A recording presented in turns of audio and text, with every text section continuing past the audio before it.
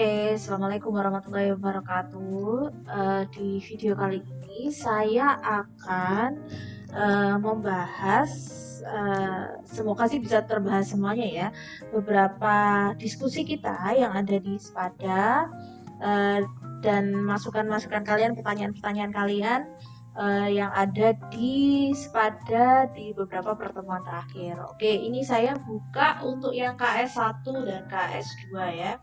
Saya mulai dari yang materi uh, formulating vision and mission. Yang beberapa sudah saya jawab sepertinya di diskusi, jadi tidak saya bahas lagi ya. Saya akan bahas yang belum terjawab saja. Oke, ini ada beberapa sebenarnya beberapa sudah saya jawab kayaknya ya. Oke. Saya akan jawab yang beberapa saja yang belum ini ya, belum belum tercover. Sepertinya beberapa juga saya belum jawab. Oke, untuk pertanyaan saya kalau nggak salah di materi visi dan misi ini adalah apakah penyusunan visi dan misi perusahaan masih diperlukan pada UMKM? Menurut Anda, apakah visi dan misi bisa membantu keberlangsungan UMKM? Dari beberapa diskusi, sebagian besar dari kalian menjawab ini penting gitu ya, penting karena dan dapat membantu keberlangsungan. Jadi memang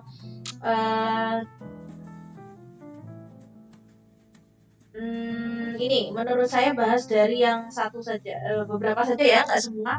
Dari Mbak Ida Rohmatul Umah, menurut pendapat saya perusahaan UMKM diperlukan karena pentingnya sebuah landasan dasar bagi sebuah perusahaan tanpa daya beli tidak akan mencapai tujuan. Sebenarnya visi misi itu adalah tujuan itu sendiri sih. Jadi sebenarnya hubungannya kurang pas ketika ada pernyataan bahwa ketika tidak ada visi misi maka perusahaan UMKM tidak akan bisa mencapai tujuan. Jadi seperti di materi saya, sebenarnya hubungannya itu adalah seperti ini ya.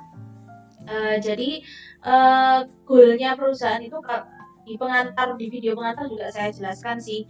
Jadi goalnya perusahaan itu tercermin dalam visi misi sebenarnya gitu loh. Visi dan misi. Jadi pada dasarnya ya ini tujuan perusahaan gitu kan.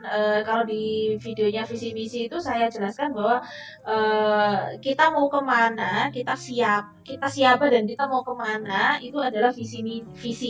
Misi itu adalah detail mengenai bagaimana cara kita ke sana. Nah, untuk mencapai ini itu ada yang namanya strategi, ya kan? Strategi kalau di pengantar itu ada 3 kan, ada formulasi, terus habis gitu ada implementasi, dan ada evaluasi gitu toh. Nah, nih.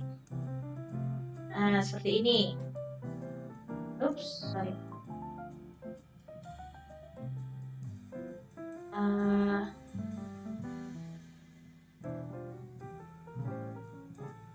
Oke, seperti ini kan ya. Nah, jadi hubungannya adalah seperti ini. Kalau UMKM, kalau tidak ada visi-visi UMKM tidak bisa mencapai tujuan, sebenarnya bukan itu, tapi lebih kepada kalau UMKM itu nggak punya visi misi, berarti perusahaan UMKM itu nggak punya tujuan. Nah, intinya itu ya. Tidak dapat dilepaskan dalam keberlangsungan UMKM untuk upaya strategi dalam bertahan dan tumbuh di masa depan ya. Basically itu. Jadi ketika perusahaan itu tidak ada goalnya dan atau visi misinya itu tidak jelas, maka strateginya juga nggak akan jelas. Maka targetnya itu jadi perusahaan goalnya itu hanya berupa target saja. Target itu dalam arti konkretnya itu jangka pendek aja. Jadi kayak misalkan penjualan naik, penjualan turun gitu aja, sesimpel itu gitu ya. Jadi ketika tidak ada visi misi, UMKM akan berjalan seadanya dalam tanda petik ya. Jadi begitu ya, Mbak Ida Rohmatul Umah menjadikan Ya betul, UMKM Batik khas Jombang ini ada visi dan misinya. Nah, UMKM aja ada visi dan misinya ya. Jadi memang seperti itu, melestarikan batik khas Jombang, memberikan kesadaran kepada kalangan. Jadi, nah, contohnya aja ini deh, memberikan kesadaran kepada semua kalangan masyarakat khususnya warga Jombang, memenuhi kebutuhan pelanggan dengan menyediakan produk berkualitas. Nah, di sini nanti dua ini saja misalkan ya, saya copy paste lah ya. Saya copy paste di note. Jadi seperti ini. Sebentar, saya hapus dulu. Jadi ketika perusahaan itu ada detailnya seperti itu ya. Nah, saya bikin seperti ini.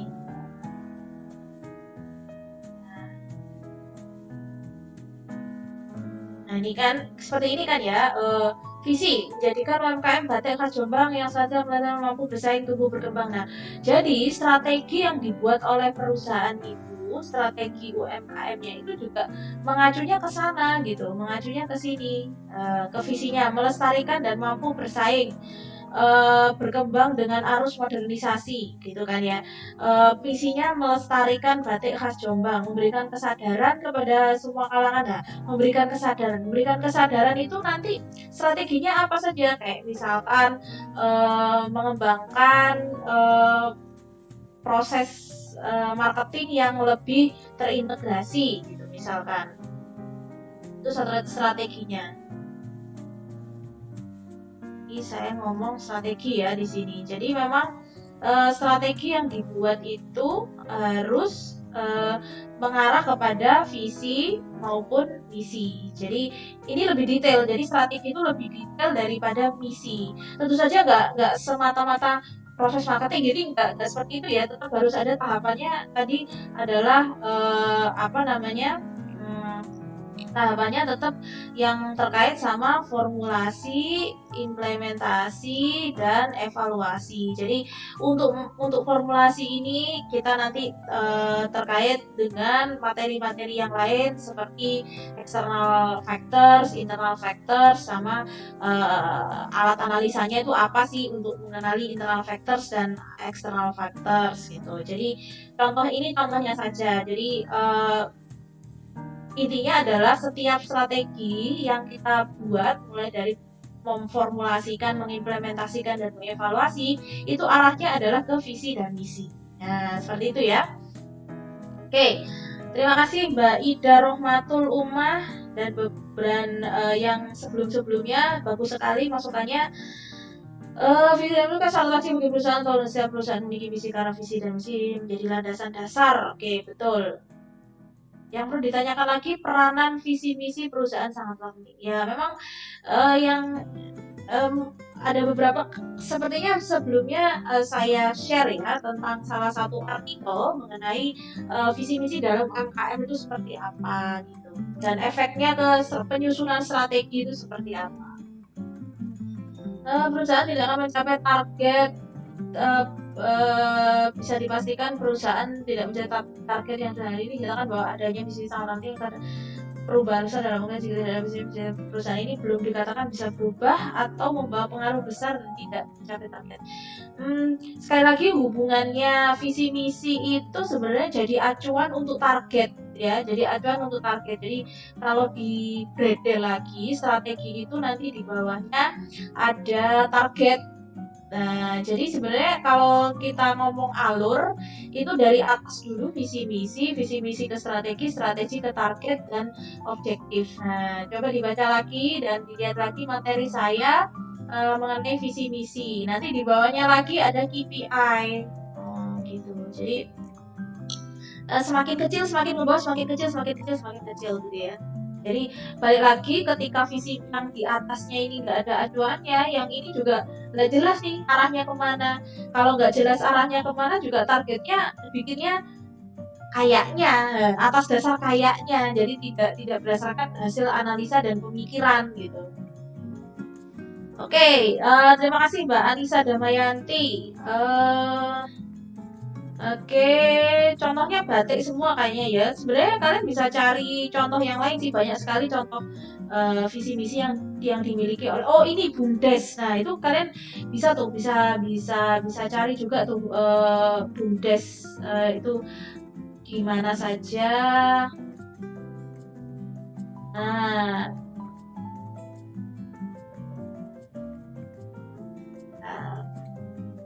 oke. Hmm. Jadi contoh-contohnya banyak tuh, kalian bisa cari artikel dari BUMDes, Badan Usaha Milik Desa. Ini kan sebenarnya kalau kita ngomong skala, sebenarnya skalanya juga UMKM ya. Tapi biasanya mereka sudah mengembangkan visi misi. Nah, nanti kalian lihat tuh artikelnya di beberapa visi dan misinya BUMDes itu, bagaimana visi dan misi itu menjadi dasar dari penyusunan strategi. Nah, itu kalian bisa lihat banyak sekali contoh BUMDes yang berhasil. Jadi contohnya kalau di Gresik, di Ponggok, di Jogja itu ada beberapa BUMDes yang berhasil dan mereka bahkan punya aset miliaran sebenarnya sudah. Jadi kalian cari artikelnya itu bagaimana proses penyusunan visi, bukan proses ya, visi misi itu menjadi dasar dalam mereka untuk menyusun strategi pengembangan BUMDes itu. Jadi silakan dibaca lagi. Ini sebagian besar kalian kayaknya contohnya batik semua ya. Bla bla bla diperlukan berkembang pesat dan sesuai harapan. Oke. Contohnya batik semua. Kayaknya ini browsingnya sama ini ya. Padahal banyak loh contohnya visi misi dari UMKM itu. Di webinar STIE juga beberapa membahas tentang itu ya. Mungkin Bapak bisa ditanyakan tuh kepada pembicaranya. Atau kalau misalkan kalian tidak sempat, kalian bisa tanya langsung tuh. Kayaknya ada beberapa yang ngasih kontak personnya, kalian bisa tanya langsung ke pengusahanya langsung nih. Sehingga UMKM dapat tersusun dan terarah. Betul, Nina Nurdiana Fitri ya. Beberapa kayak yang tercopy paste lagi. Misalnya visi misi, tanpa visi misi perusahaan akan bingung dalam melakukan sesuatu karena tidak memiliki tujuan. Yes, correct. This is the right one. Jadi betul Mbak Barika Koirunisa. Jadi sebenarnya visi misi itu tujuannya adalah untuk menentukan perusahaan tuh mau kemana gitu loh. Perusahaan tuh mau kemana. Jadi kalau misalkan perusahaan itu nggak tahu tujuannya kemana, akhirnya apa yang operasional yang dilakukan saat ini tuh hanya untuk itu tadi, sesimpel asalkan ada jualan gitu aja, asalkan laku, asalkan balik modal. Nah, sesimpel itu aja. Itu kan bukan tujuan ya. Itu tuh hanya apa ya? Hal yang lumrah dalam proses operasional saja, tetapi tidak ada tujuan yang kemana gitu loh.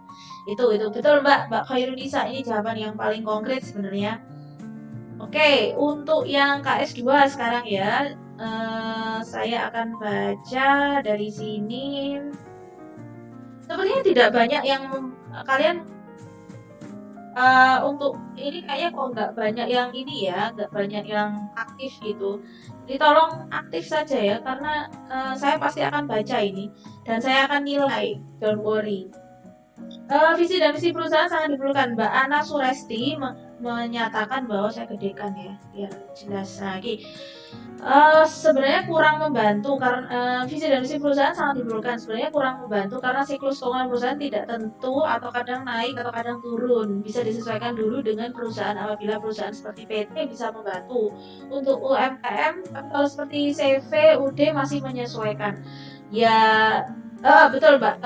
Kadang realitanya adalah ketika yang tadi saya jelaskan contohnya. Jadi kayak misalkan visi misi itu sebenarnya hanya kayaknya kok tidak memberikan arahan yang jelas ya kepada perusahaan, atau bahkan perusahaan merasa itu tidak penting, khususnya UMKM ya. Karena sebenarnya menurut Mbak Ana Suresti, karena yang penting siklus keuangannya dulu deh gitu. Siklus keuangan perusahaan dulu dimantapkan, baru tak dipikir berikutnya kalau masalah visi misi gitu ya. Nah, sebenarnya ini juga nggak salah, Mbak. Tapi sekali lagi siklus keuangan itu kan kita ngomong jangka pendek ya. Tapi kalau kita ngomongnya jangka panjang, nah yang kalau kita ngomong siklus alur kas saja itu kan ada pembiayaan, ada investasi ya kan, ada operasional. Mungkin kalau kita ngomong siklus keuangan, kalau perusahaan tidak punya arah dan tujuan, akhirnya ngomongnya hanya siklus arus kas untuk operasional. Saya gambarkan nih contohnya ya. Ini aja pentingnya visi misi. Kalau Mbak Ana Suresti melihatnya dari siklus keuangan, kita ngomong dari kas saja, arus kas lah. Yang penting arus kasnya dulu nih, arus kasnya harus tahu dulu, mantap dulu lah, baru kita pikirin visi misi.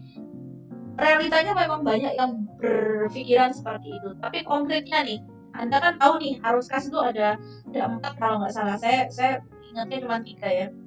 Ada yang operasional gitu, untuk pembiayaan operasional, ada yang untuk investasi, ada yang untuk pembiayaan. Biasanya terlihat dari kalau perusahaan itu tidak tahu arahnya, gitu, arah kedepannya seperti apa. Oke lah, nggak perlu dalam statement visi misi gitu misalkan. Tapi arahnya jelas tuh, kayak misalkan saya punya UMKM sekarang nih, punya 1 gerobak es gitu misalkan. 1 tahun lagi saya mau setidaknya 2 gerobak es. Itu saja itu sudah bentuk statement dari visi misi. Beda loh ya, punya 2 gerobak es dengan penjualan naik. Nah, kalau penjualan naik itu kan hanya jangka pendek. Tapi kalau kita ngomong punya tambahan gerobak dalam 2 tahun ke depan, nah itu kan sudah arah ya. Itu sudah menunjukkan bahwa perusahaan itu sudah mikirnya sudah nggak hanya membiayai kas operasional untuk kas arus kasnya sudah lewat nih, nggak hanya operasional aja, tetapi ke arah investasi, ke arah pembiayaan gitu. Jadi investasi misalkan saya dapat sekarang nih modal, dapat hasil penjualan, terus habis itu diputer untuk pulaan gitu ya, untuk beli bahan-bahan baku dan sebagainya. Kalau perusahaan itu mikirnya sudah hanya sekedar operasional aja, hanya sekedar jualan saja, akhirnya arus kasnya pun juga diarahkannya hanya operasional aja. Padahal sebenarnya kalau kita ngomong dari arus kas secara konsep maupun secara praktek, arus kas saja itu ada beberapa kan. Jadi ada operasional, itu yang paling dasar, ada investasi, ada pembiayaan. Investasi dan pembiayaan ini nggak mungkin hanya dipikirkan untuk jangka pendek, pasti ini untuk jangka panjang, jelas itu. Nah, jadi konsep arus kas sendiri kalau dikaitkan dengan visi dan misi aja sudah sangat terkait ya. Kalau visi dan misinya nggak jelas atau arahnya nggak ada gitu, arus kasnya pun juga akan diolah hanya untuk kegiatan operasional. Padahal sebenarnya untuk investasi penting, untuk pembiayaan penting gitu ya. Ya, jadi seperti itu Mbak Ana Suresti. Jadi benar Mbak, memang seperti siklus, yang penting siklus keuangannya dulu. Nah sekarang saya balikkan, siklus keuangan sendiri, ini saya ngambil dari 1 contoh laporan keuangan saja, arus kas saja, itu sebenarnya secara praktek kan harusnya ada beberapa, dialokasikan untuk beberapa, tidak hanya untuk operasional saja, begitu ya Mbak. Oke, untuk Mbak Khairunisa, penting sebagai pondasi keberlangsungan, karena adanya sih kan memiliki tujuan ya, betul, intinya ini ya, tujuan. Melangkah selanjutnya, betul, tidak untuk besar-besar, tidak untuk muncul untuk sebagainya, betul Mbak. Mbak siapa ini, Mbak Sylvia, Mbak Alfani, jawabannya betul sekali, saling terkait memang. Visi dan misi sangat wajib. Misi adalah kegiatan yang berjalan tanpa misi tidak akan mencapai tujuan.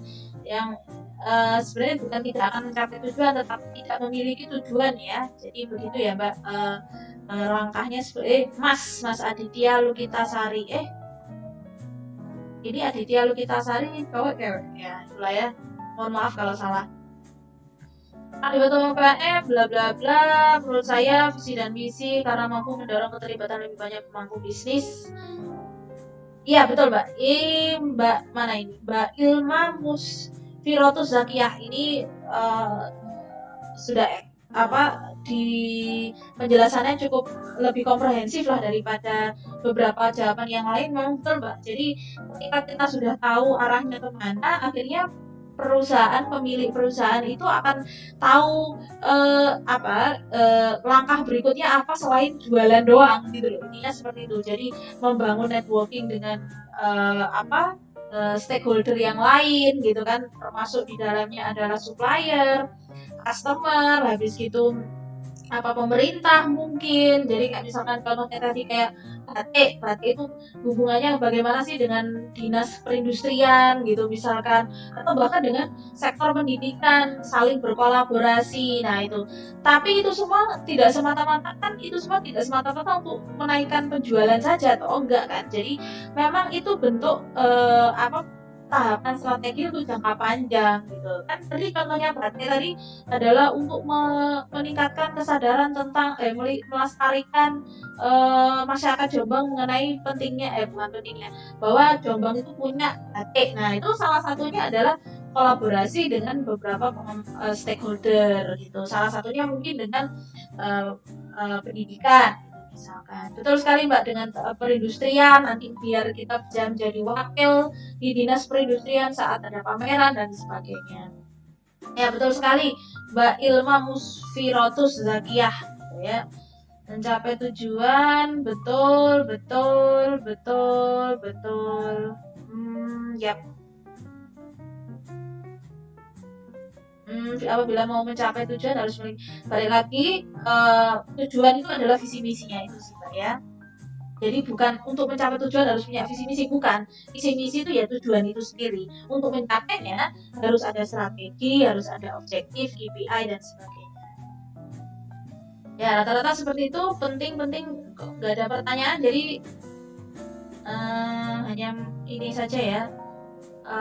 Kalian boleh loh bertanya. Jadi kayak misalkan dari keterangan saya kalian masih ragu atau masih bingung di sebelah mana, di bagian apa, kalian boleh tanya. Sayangnya ini nggak ada pertanyaan, jadi ya sudahlah, saya hanya merespon saja ya. Oke, berikutnya saya akan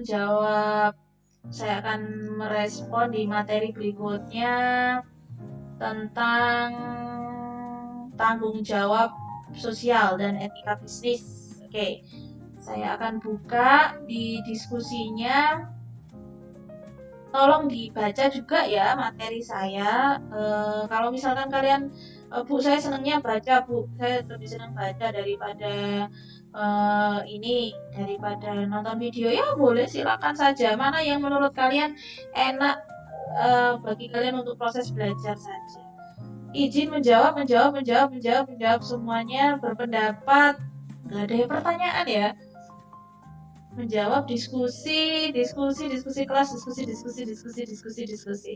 Oke, saya coba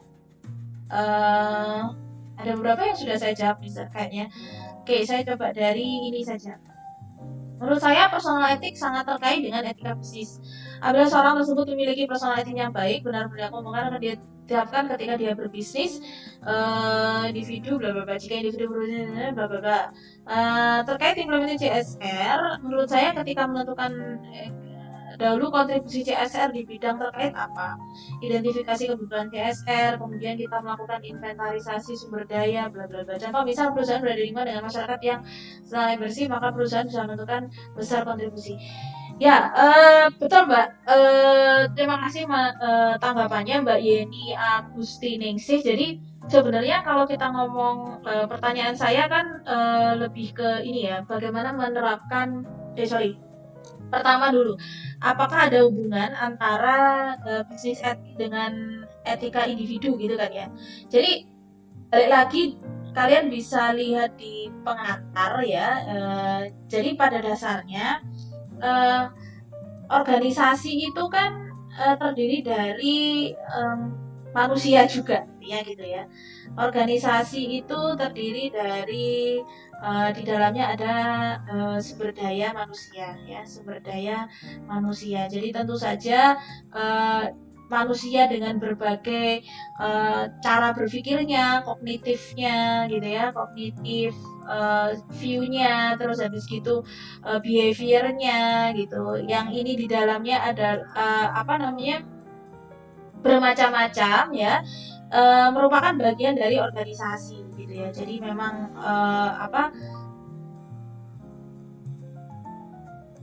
jadi memang saling terkait, intinya gitulah, saling terkait karena SDM sendiri itu merupakan bagian dari organisasi.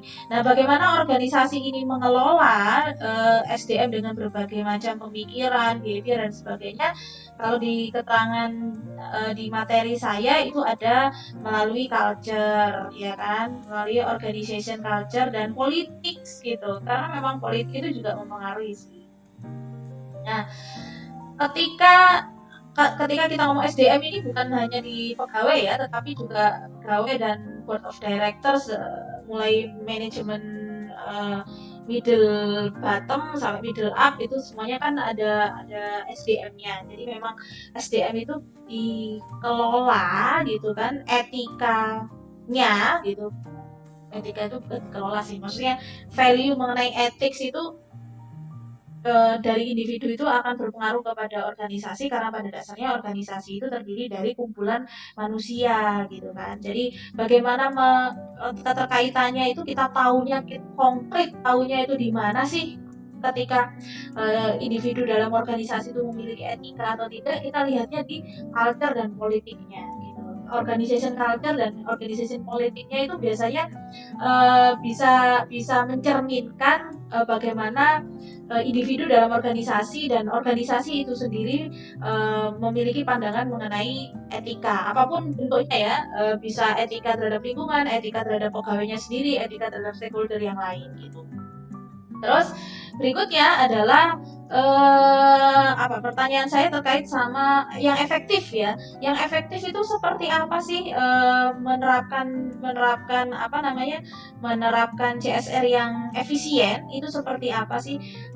Bisa dilihat dari ini Mbak, kalau keterangan saya tadi kaitannya sama arus kas itu bisa dilihat dari investasi. Contohnya kalau di akuntansi hijau ya, di akuntansi hijau itu ada pandangan bagus tuh, akuntansi hijau pakai pulpen hijau ya. Di akuntansi hijau itu sebenarnya ada pandangan bahwa sebenarnya CSR itu bisa dilihat bisa dikategorikan untuk investasi instead of biaya. Nah, itu juga bisa tuh. Investasi versus biaya. Nah, itu juga bisa. Jadi bagaimana CSR itu sebenarnya bentuk investasi kok, bukan biaya gitu. Itu pandangan beberapa accountant dalam perusahaan ya. Tapi kalau misalkan diatur dalam biaya, apakah gini? Pertanyaannya adalah apakah lebih efisien ketika itu dikategorikan sebagai investasi daripada biaya? Belum tentu gitu kan ya, belum tentu. Jadi bukan berarti kalau bukan dikategorikan biaya berarti nggak efisien gitu, sebenarnya enggak. Jadi masing-masing ini kan punya ininya sendiri ya, alurnya sendiri-sendiri. Jadi kalau misalkan kita kaitkan dengan biaya, bisa juga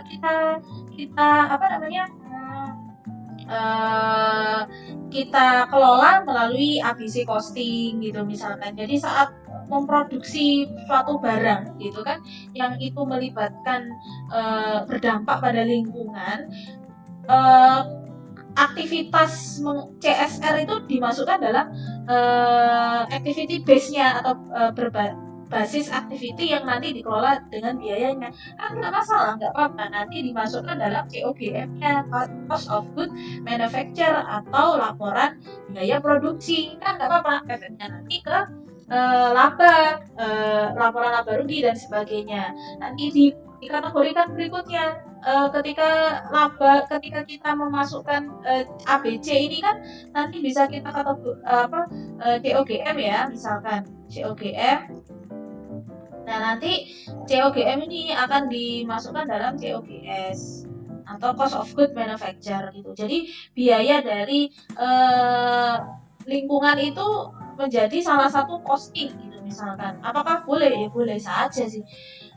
Nggak masalah gitu kan. Jadi atau misalkan kita kategorikan jadi investasi saja gitu. Jadi kayak misalkan kita alatnya beli yang ramah lingkungan gitu. Jadi produk kita itu menggunakan alat yang memang mendukung untuk hasil produk yang ramah lingkungan gitu, misalkan boleh saja, atau alat untuk mengolah limbah kita jadikan investasi, boleh saja. Jadi intinya kita harus tahu, balik lagi mulai dari awal, proses bisnis kita itu apa sih. Jadi proses bisnis apa, CSR itu tidak melulu dari produk yang ramah lingkungan, tidak ya.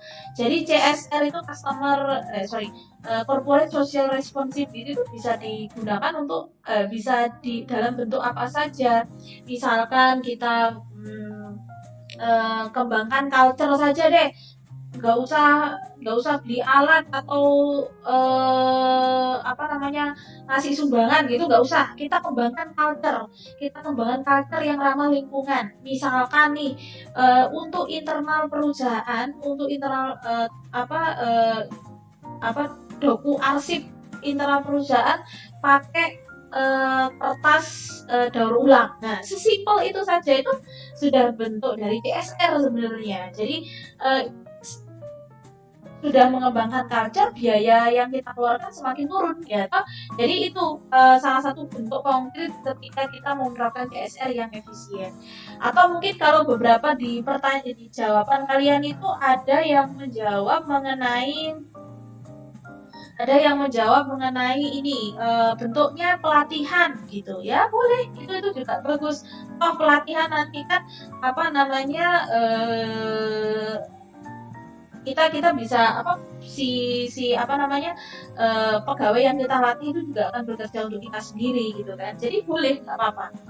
Jadi intinya tetapi harus tahu dulu proses bisnis, balik lagi harus tahu proses bisnis kita, nggak semata-mata ikut-ikutan kompetitor, terus ada demo terus kita takut, terus habis gitu langsung ikutin aja deh yang demo, nggak bisa seperti itu gitu kan. Kita harus review lagi nih proses bisnis kita itu mana sih yang paling nggak sehat dalam tanda petik dan paling berimbas kepada lingkungan kalau kita ngomong lingkungan. Tapi kalau misalkan ke sosial, kayak misalkan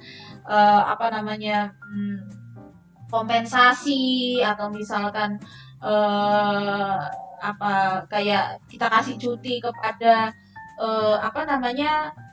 bapak yang istrinya baru melahirkan. Nah, itu tuh bentuk CSR sebenarnya gitu. Jadi nggak masalah.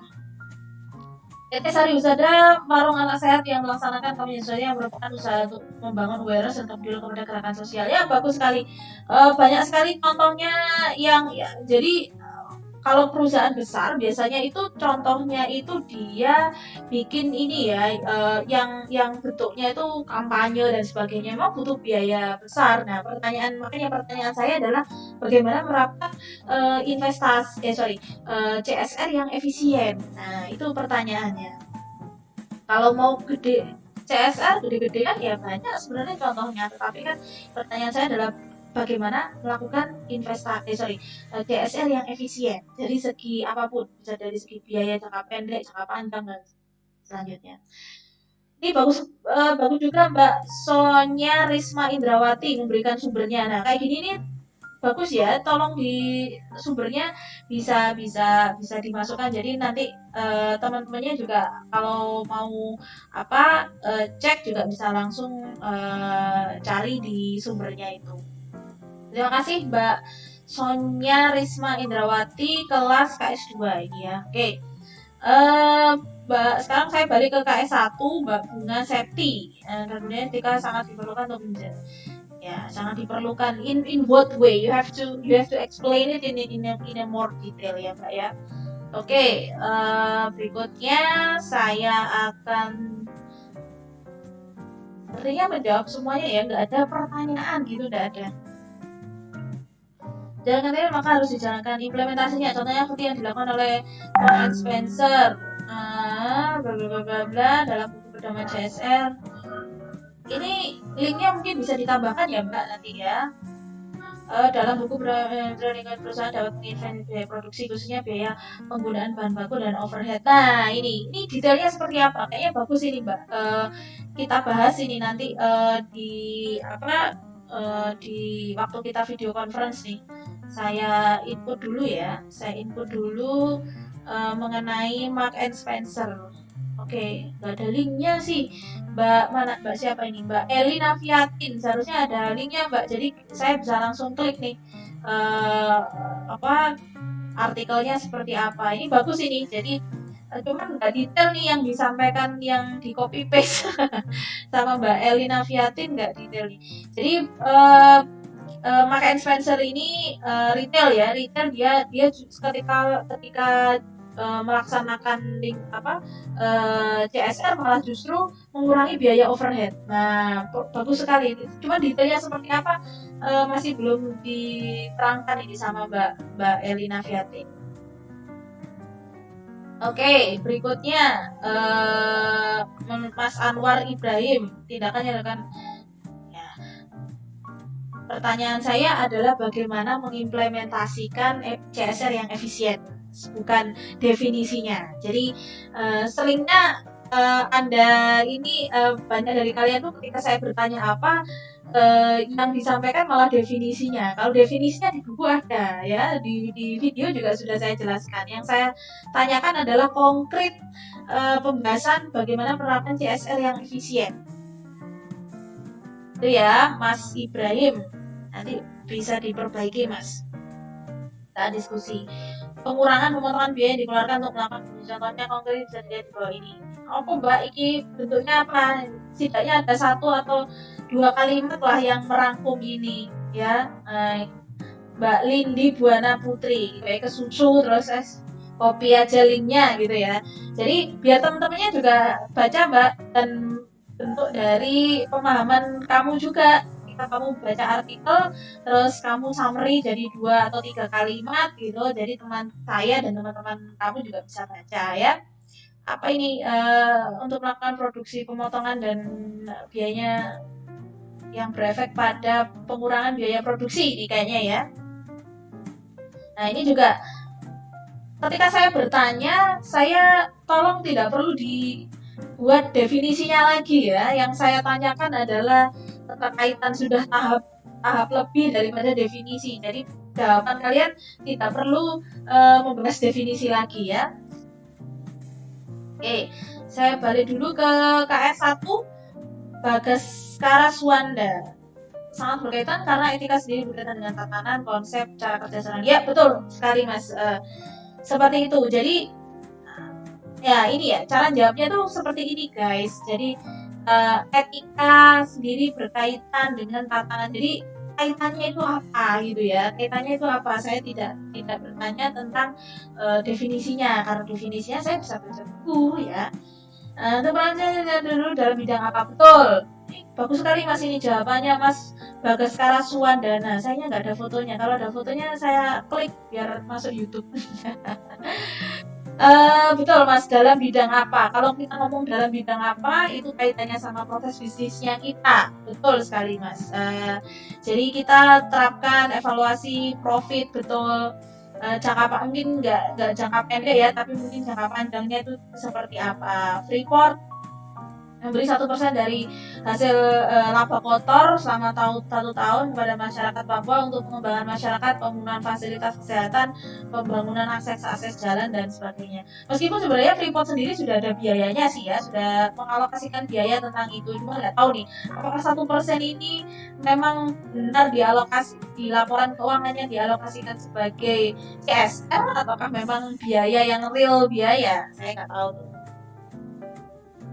Mencoba memahami jawaban nomor 2. Pikiranku sedang farming. Maksudnya apa ini Mas Dimas Heldawi Rabuana? Saya kok nggak paham ya Mas. Jawaban nomor 2 maksudnya apa toh Mas? Satu dari hasil untuk jika kita lihat apa saja dapat dari penerapan sumber daya. Jika semua dirasa tepat, kita menjalankan sumber daya yang kita miliki sampai target yang kita butuhkan tercapai.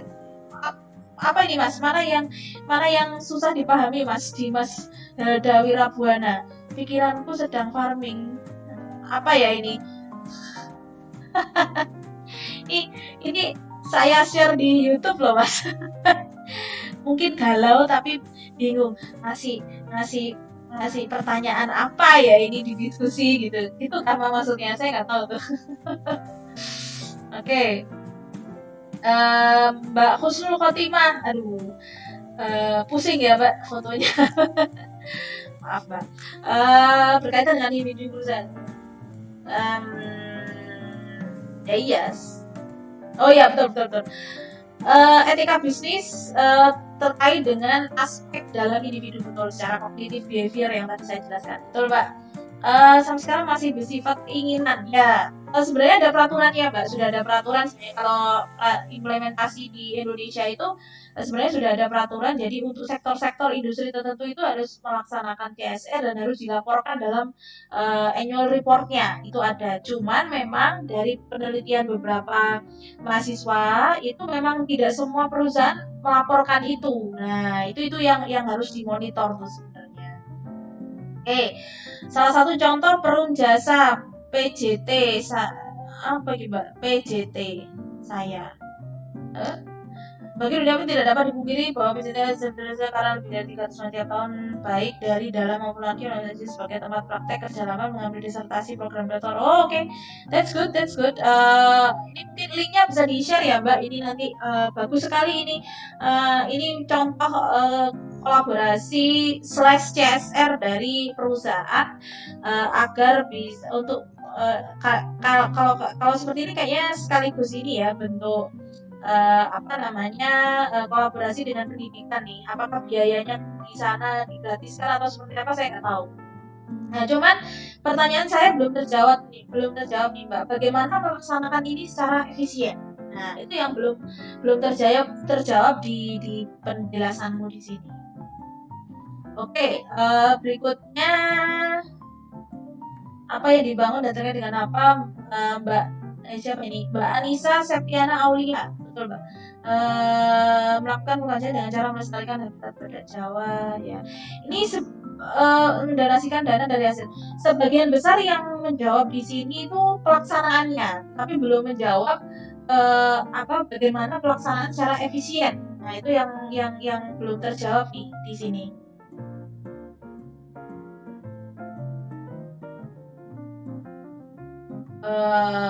Mbak Dewi Kusniawati, di mana dalamnya menjawab aset bertanda individu ya betul. Dan alasan etika bisnis dijalani adalah Mas Farid Zairobi menambahi kenapa kok etika bisnis harus dijalani. Ya menjaga keseimbangan bisnis filosofi perusahaan yes betul. Memang terkait dengan itu penjelasan yang tadi saya jelaskan. Kalau di sini tadi saya hapus ya. Sudah saya hapus. Oh ya, kaitannya sama culture, politics, organization and stuff.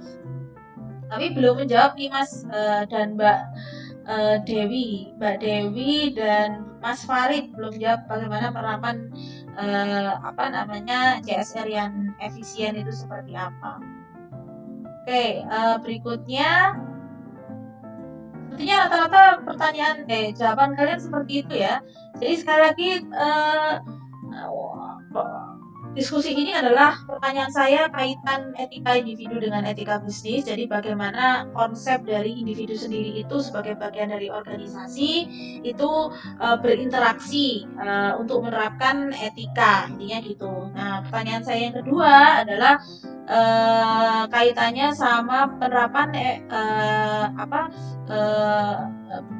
aktivitas CSR yang efisien. Jadi tadi beberapa sudah menjawab, tapi tidak banyak sih yang kaitannya sama ini efisiensi biaya tadi itu juga belum terjawab detail di situ. Oke, secara umum seperti itu ya. Saya lanjut ke diskusi berikutnya di materi berikutnya terkait dengan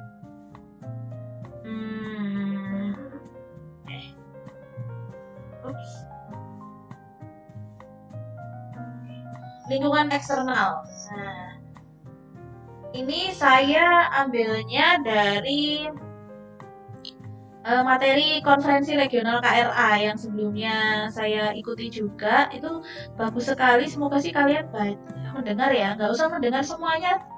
Sebenarnya saya hanya minta kalian untuk mulai mendengar di jawaban di menit ini loh, menit ke waktu 1 jam 53:16, jadi mulai menit ini setelahnya itu bagus sekali pemaparan dari Mas Amri Ilma dari Ruang Guru dan Pak Isnaini Ahdiat senior auditornya Ernst & Young. Ini menjelaskan mengenai isu-isu eksternal yang ditangkap oleh perusahaan, akhirnya dibentuk jadi strategi, formulasi strategi dan implementasi strategi perusahaan. Oh, oke. Saya ini KS berapa ini? KS 1 ya. Jadi pertanyaan saya kan, bagaimana teknologi informasi dapat memberikan dampak pada industri pendidikan, khususnya untuk sekolah menengah kejuruan. Jadi saya pengen Anda untuk menangkap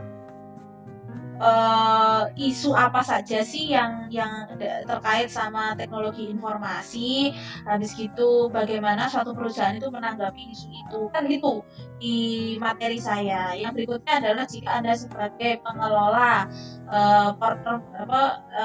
pengelola SMK atau perguruan tinggi dari Porter Five Forces, kekuatan industri itu yang sebelumnya ada di slide 13, kekuatan manakah yang menurut Anda paling mempengaruhi kompetisi pada industri pendidikan?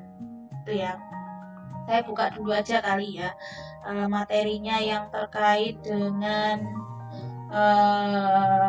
industri Porter Five Forces. Saya buka dulu materi saya. Oke.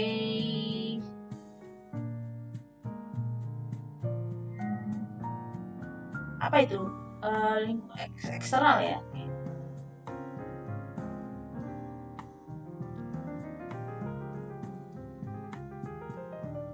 Oke, slide 13,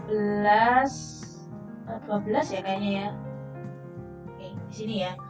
Atau yang general saja deh.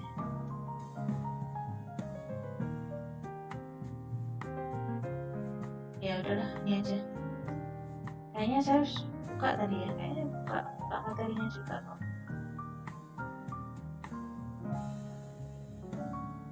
Ups, ya. Mulai muter-muter. Ya oke lah, ini saja ya. Porter Five Forces ini. Ups. Sudah mulai lemot.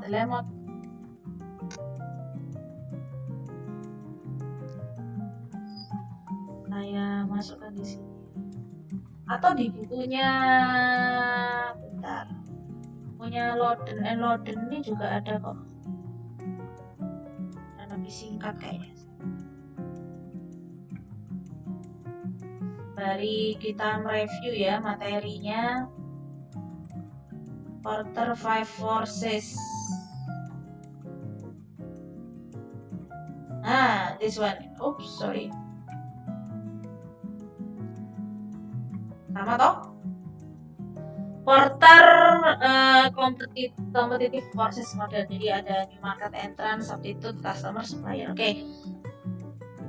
Menurut Mbak Yeni Agustiningsih, dalam masa pandemi menyuarakan betul, pola pendidikan pun berubah, betul sekali. Perkembangan teknologi sangat berpengaruh terhadap bidang pendidikan. Seorang mahasiswa bisa mendengar. Pertanyaan saya apa ya? Pertanyaan saya bagaimana teknologi beri dampak? Oke. That's good. Jadi kaitannya sama perubahan ya Mbak, perubahan mencari informasi bahan ajar dan cara mengajar. Membuka situs perpustakaan online, betul sekali. Diskusi, betul. Rivalry among existing competitor. Tingkat persaingan dengan kompetitor adalah kekuatan yang paling mempengaruhi dalam kompetisi. Contohnya apa Mbak ini? Contohnya, jadi kayak misalkan Ruang Guru itu kan kompetitornya apa saja tuh? Apakah pertanyaan saya kalau dari SMK ya, kita dari sudut pandang SMK, dari kekuatan Porter Five Forces ini mana sih yang paling berpengaruh gitu ya dalam proses mempengaruhi kompetisi pada industri pendidikan. Menurut Mbak Yeni adalah kompetitor. Apakah seperti itu Mbak? Penjelasannya kurang komprehensif, tetapi menurut Mbak Yeni adalah kompetitor. Ya, boleh, nggak apa-apa Mbak. Bentar ya, saya minum kopi dulu. Kopi saya sudah mulai habis. Kepala sudah mulai keliengan. Oke. Terus ditanggapi juga dengan masukannya Mbak Barika Khairunisa, akuntansi perubahan proses akuntansi ya. Oke, jadi teknologi dalam pembelajaran akuntansi ini ya Mbak ya, berarti ya. Dipermudah dalam mendapatkan pengetahuan ya, betul. Oh, semuanya menjawab kompetitor nih. Oke. Mbak Silvina juga kompetitor. Kenapa ini kompetitor? Kenapa semuanya menjawab kompetitor, guys? Wah, ini yang kemarin saya tanggal 27 masih belum banyak, hanya 3 orang ya. Padahal sekelas ini berapa isinya? Kok belum ada yang jawab ini? Baru tanggal 27 berutuk. Ada. Anda ini sibuk ya, semuanya sibuk kok. All you have to do is listen, and then you can do other things, other activities. Tapi memang tantangannya ketika online itu adalah mengatur waktu ya. Kenapa semuanya menjawab kompetitor ya, tetapi nggak ada keterangannya ini. Jadi menjadi sangat berlaku. Jawab keterangannya sama pula. Iya rek. Menurut Pak Is, ini ya pertanyaan pertama ini nonton ini kayaknya nonton beneran maksudnya. Menurut teknologi dalam memberikan dampak bagi manusia untuk mempersiapkan akuntan profesional di masa depan. Teknologi telah digunakan oleh banyak lembaga pendidikan sebagai kekuatan untuk menghadapi persaingan yang semakin ketat di era yang modern saat ini. Sebenarnya di video itu dijelaskan kan ya. Jadi kayak misalkan dari ruang guru sendiri itu ada ruang kerja gitu kan, terus ada workshop untuk pelatihan. Nah, itu bagaimana sih sektor pendidikan khususnya yang seperti SMK, perguruan tinggi itu menanggapi itu tuh sebenarnya apa? Pengaruhnya itu apa? Apakah itu sebagai kompetitor? Apakah bukan itu sebagai bahkan supplier, atau kita bisa beraliansi dengan ruang guru? Nah, itu seperti apa tuh? Pendapat kalian seperti apa?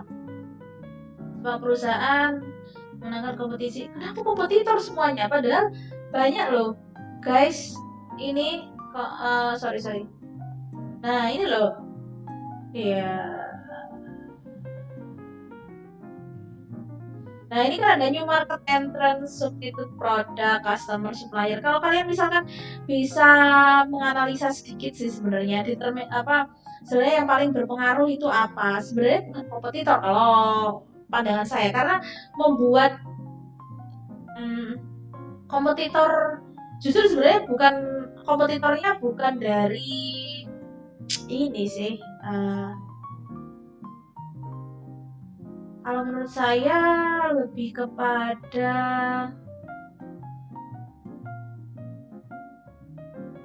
buyer. Kalau menurut saya sih sekarang. Kenapa? Karena buyer itu kan berarti student atau mahasiswa. Kalau menurut saya kenapa seperti itu? Karena sekarang pilihan mereka semakin banyak tuh. Jadi proses pembelajaran itu mereka bisa milih, enaknya pakai ruang guru kah, enaknya pakai memang bener ikut online course di kampus kah, ataukah seperti apa, ataukah sekedar nggak perlu, saya maunya yang pelatihan aja langsung, yang praktek langsung. Jadi karena teknologi informasi ini semakin memberikan banyak pilihan, malah justru menurut saya yang paling perlu diperhatikan adalah buyernya, kalau menurut saya ya. Tapi kita bisa diskusi tuh nanti di online conference. Tapi cuman kalian kayaknya konsepnya kompetitor yang paling menakutkan gitu. Padahal sebenarnya enggak. Menurut saya selama ruang guru itu masih belum diberi izin untuk mengeluarkan ijazah, kalau menurut saya masih aman.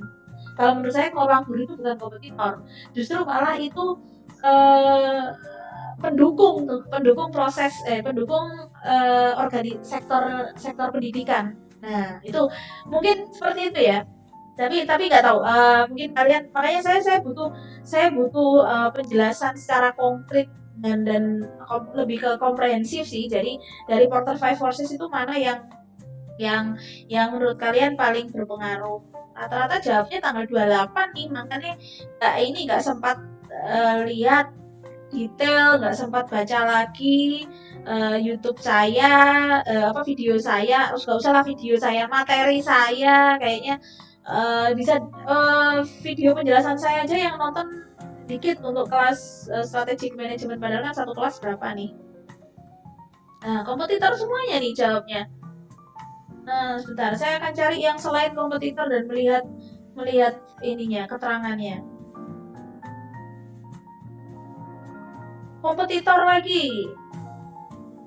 Wow, mirip pula.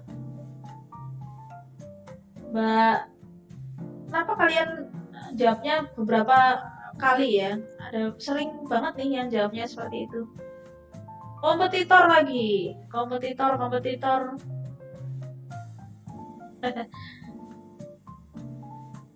Ada jawaban selain kompetitor ya guys. Bentar.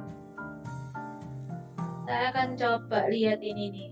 Saya kompetitor.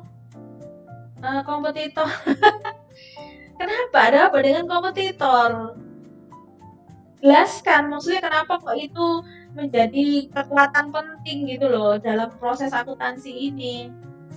Ini pengembangan praktek akuntansi. Berarti apa tuh Mbak? Kalau pengembangan praktek akuntansi Mbak siapa ini? Mbak Lindi Buana Putri. Pengembangan praktek akuntansi kalau dikaitkan dengan Porter Five Forces itu berarti apa Mbak? Apakah barang substitusi? Ya, barang substitusi maksudnya ya Mbak ya. Barang substitusi yang paling berpengaruh. Ya, could be, bisa jadi. Pada diberikan materi menurut pengetahuan saya adalah pekerjaan yang ada di Indonesia. Seringkali materi yang diberikan ketika kita sekolah mungkin kurang sesuai ketika kita bekerja di lapangan. Ya, betul. Jadi ketika ada pelatihan yang ditawarkan oleh ruang guru gitu kan, menjadi barang substitusi proses pembelajaran gitu ya Mbak ya. Mungkin seperti itu ya Mbak. Saya nggak tahu tuh. Semoga kalau salah maksudnya mohon maklum ya. Ini jawabannya mirip ya. Gimana? Kompetitor mampu bersaing. Ya sebenarnya hanya kompetitor saja yang memotivasi. Semuanya harus setiap poin-poin di sini, setiap kekuatan di sini adalah tujuannya adalah untuk memotivasi dalam berkompetisi. Sebenarnya nggak hanya kompetitor lagi. Teknologi yang digunakan sangat memahami betul bla bla bla. Apa ini Mas, siapa ini? Mbak Eva Oktapuryanti. Maksudnya berarti dari apa Mbak? Ketika kekuatan dasar yang mengaruhi kompetisi adalah teknologi yang digunakan Bu. Maksud saya dari ini Mbak. Maksud saya adalah dari Porter Five Forces ini loh, itu mana sih yang paling berpengaruh dan beri keterangan. Kalau teknologi yang digunakan ini kan faktor eksternalnya ya kan. Tetapi dari Porter Five Forces itu kekuatan mana yang paling berpengaruh ketika kita menjadi pengelola SMK untuk berkompetisi di dunia pendidikan. Belum terjawab ini Mbak. Ini juga Mbak Kusuma Khotimah juga belum menjawab secara detail ya, seperti apa kok pengembangan praktek akuntansi semuanya atau ini Anda ini ditanggapi ya, tidak hanya sekedar menulis ulang jawaban temannya gitu ya, atau kalian bertanya lah gitu, bertanya kepada saya gitu, atau bertanya ke teman-temannya gitu. Tuh, ini sampai tanggal 27 hanya sekedar ini yang jawab. Wah, bahaya. Gimana ini? Ujiannya agak susah loh ya. Jadi kalian harus prakteknya adalah dengan berdiskusi sebenarnya. Tuh ya. bertanya kepada saya akan jawab, saya akan baca kok, saya akan baca, saya akan coba jawab gitu. Oke, sementara itu dulu. Jadi karena tidak banyak jawaban respon dari kalian dan kalian juga nggak banyak yang bertanya, jadi saya meresponnya juga sedikit sih. Kalau bisa bertanya sebanyak-banyaknya, merespon sebanyak-banyaknya ya. Nanti kita diskusi. Saya pasti akan saya akan coba untuk berikan jawaban yang bisa mengcover pertanyaan kalian dan merespon diskusi kalian. Tetapi sekali lagi diskusi kalian juga harus ini ya, harus komprehensif gitu loh, nggak hanya sekedar copy paste melihat jawaban temannya terus di copy dijawabkan kalian sendiri gitu kok ya, nggak ini banget ya. Tolong terlibat lebih intensif lah dalam proses pembelajaran ini karena penting sekali ini manajemen strategi. Oke, itu saja dulu. Berikutnya saya akan jawab di video conference. Semoga kita sempat video conference sebelum ujian tengah semester ya. Oke, terima kasih. Saya akhiri dulu. Assalamualaikum warahmatullahi wabarakatuh.